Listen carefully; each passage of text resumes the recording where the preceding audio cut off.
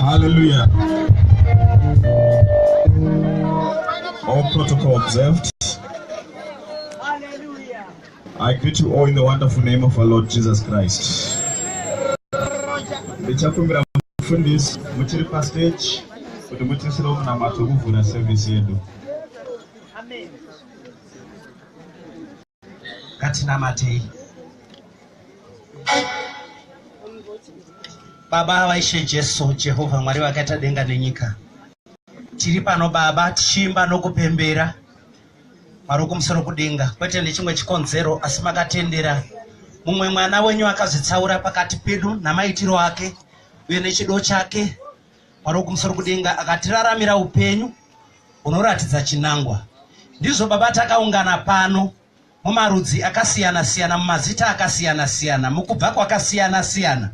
Tichitenderana pano Baba kuti matora chipo, asi Ishe tinoziva kuti wachitora akarongeka.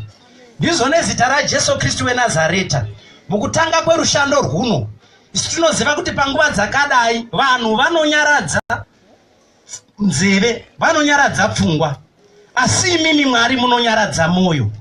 Tinoti Baba chitaurai pakati pedu, tinoti Baba chifambai pakati pedu. Imimi munyaradzi kwaye, imi munoti mukanyaradza tinonyarara.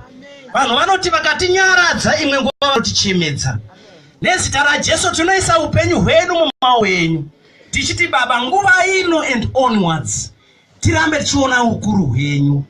Ngatione ukuru hwenyu, ngatione kunyaradza kwenyu. Nezita raJesu Kristu weNazareta tinoti Baba rambai mutendera rugare, tenderai kushumirwa kwevhangeri yenyu kwakaringana muzita nemuropa raJesu Kristu weNazareta. Amen.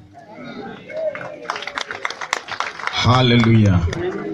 Vane zvigaro zvekugara munokwanisa kugara yenyu.